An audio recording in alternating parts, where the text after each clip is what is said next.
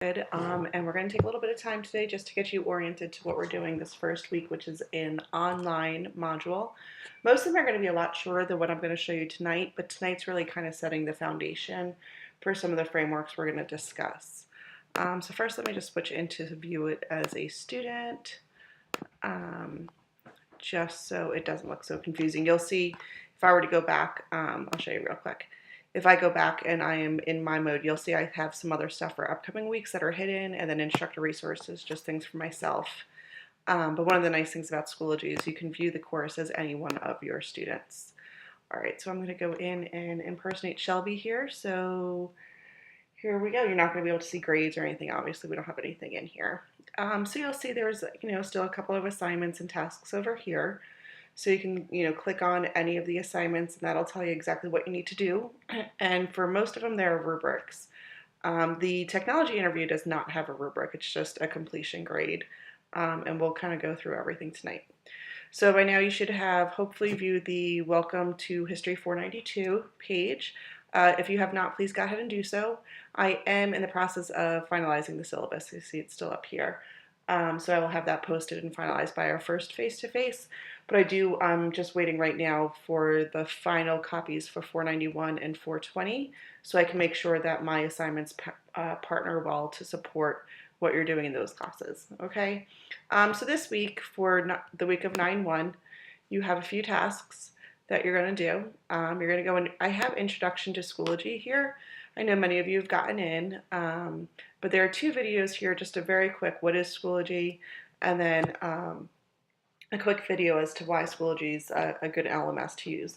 What's really nice is that you will see that both of these videos are based upon Delaware.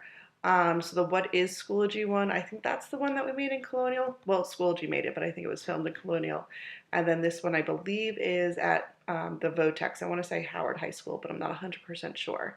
But you'll notice if you go to the Schoology channel on YouTube that so many of their videos are filmed in Delaware. And again, that's because we are the only state that has adopted Schoology statewide. So if you are a student teaching in any Delaware school, you will definitely have Schoology access. I don't know to what degree your co-op is going to be using it, and don't be shy, through this course, you're going to get to know the LMS pretty well. Don't be shy about, helping your co-op use it, even if they're not comfortable with you teaching in a blended environment, or if you don't have access to computers all the time in your classroom. One of the things you can do is still post resources on there for your students to make it easier for them. Also with that, there is a great Schoology mobile app. So if you have a smartphone, tablet, anything like that, if you want to go ahead and download it, that way you have access to your materials as well all the time. When you're in Schoology, you can keep progressing through the material just by clicking next. So I'm going to go past the videos here. And then you'll see tonight, I set it up a little differently for this first one. Normally when you go into your mini modules, you'll kind of see the setup just like this. However, since the first one, I did want to present you with some information on Schoology as well to put the LMS into context. So you're going to have a launch discussion board. There's a quick video on there talking about, the evolution of technology. You'll see whenever you have discussions, they have a discussion prompt, and then it is expected that you reply. There is a rubric on each one, and almost all of your discussion threads will be 5 points. Okay, so once you're done with that, you can go put next. Oh, and you can't go back. You can't see anyone else's posts until you post yourself. So you can't pretend like you did stuff and then kind of just grab from other people's answers.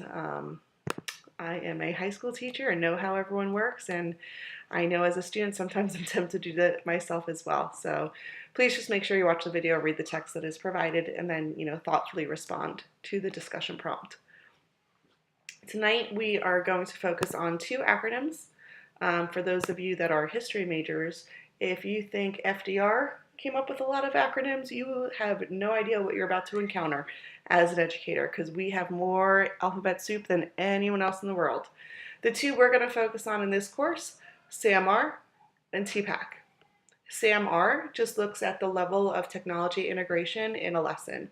So are you using technology to substitute, augment, modify, or redefine what the students are doing in the lesson?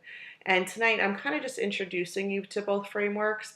as we progress through the semester, your depth of knowledge will definitely deepen as we go through. So for SAMR, you're just going to kind of get an intro to the module and try and provide quick videos for you just so you can see, you know, a way that you can differentiate some of your materials for your students.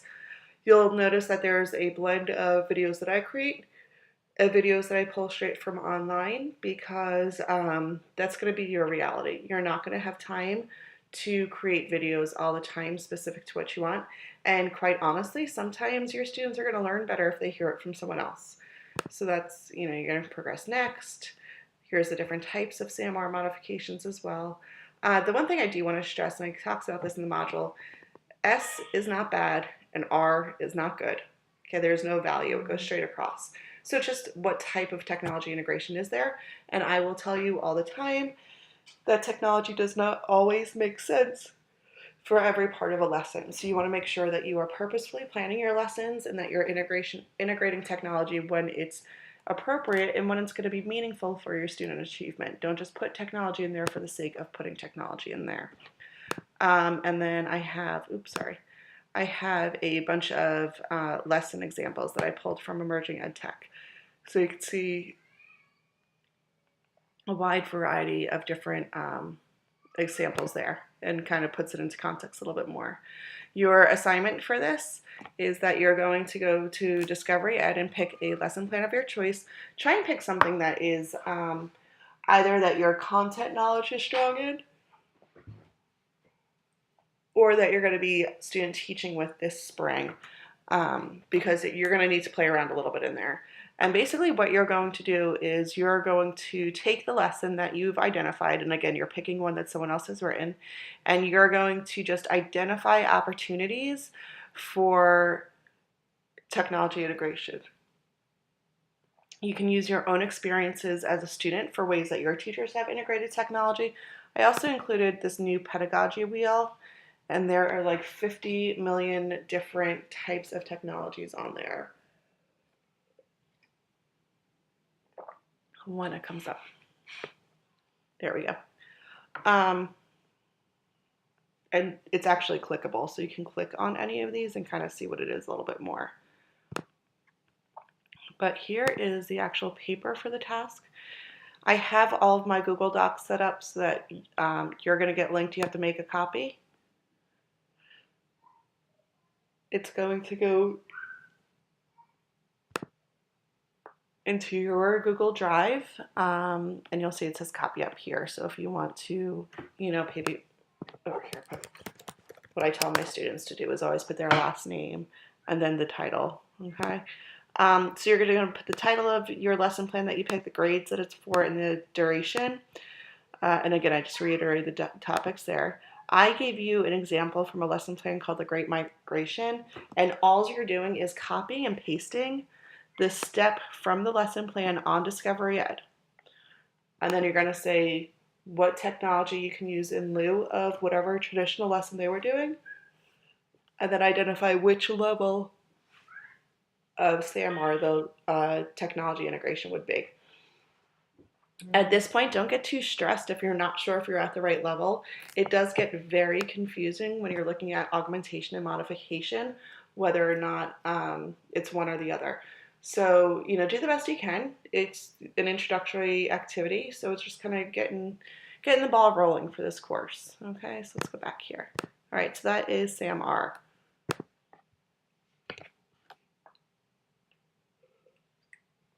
Okay, and the next thing that we're going to look at is TPAC. And TPAC is a framework to, there's actually a rubric that goes with it for lesson plans, where we look and we evaluate the lesson or the teacher, the author's technology knowledge, pedagogical knowledge, and content knowledge. And basically it's an intersection of those three, because when you have all three of those really strong, then it's a really strong lesson, and because of that, then student achievement should go up. So this, we're really just dipping our toe in. So again, I just gave you a quick example video, kind of explaining it a little bit more in depth than what I just did. But basically, you're going to register for TPAC. You're going to read TPAC Explained. You need to go into the TPAC Academy tab. And then you need to post a response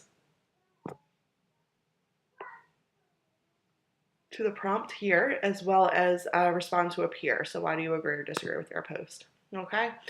And then the last thing you have for this evening is an assignment. So you'll see that actually as a separate thing here. I don't want you to think that's the only assignment. There's stuff within the tonight's content. So the assignment, I spelled interview wrong. The assignment here is that you're going to, again, go into this, make a copy. You have a technology interview, so you're just going to fill out this information up here. And then I have 10 questions for you, 9 really questions, then 1 is a shameless plug. And then I expect you to add 2 questions about technology to this protocol. So you're going to, whether you want to do face-to-face, whether email is easier. I know getting into the classrooms right at the beginning of the school year is a little bit more difficult, and Fridays can be a little hectic. I would advise you maybe shooting the questions off to your co-op before you sit down. That way, if they're not sure about something, then they can get some answers for you. Or, they can have someone there with them answering the questions. Okay? So that is what you need to do for this week. Let's go back here. And you're going to submit it through here. Okay? So that is what we're doing in week 1. And remember, we do not have a face-to-face session until next week, which is September 8th. So enjoy getting yourselves back and acclimated to campus, back to school, and enjoy your first week of your senior year. Have a great day.